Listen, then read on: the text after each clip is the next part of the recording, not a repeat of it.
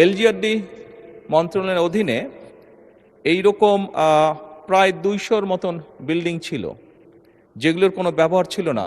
বিল্ডিংগুলি কোনোটি 5 তলা, কোনোটি 8 তলা, এরকম প্রায় 200টি বিল্ডিং আছে।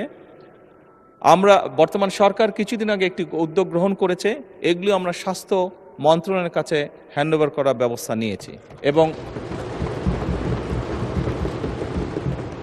স্পিকার, ইনশাল্লাহ এই মাসের মধ্যে এই প্রায় 200-র মতন বিল্ডিং, 200-র একটু কম হবে স্পিকার, এই বিল্ডিংগুলো আমরা স্বাস্থ্য মন্ত্রণালয়ের কাছে হস্তান্তর হয়ে যাবে, এর মধ্যে প্রসেসটা কমপ্লিট হয়ে যাবে।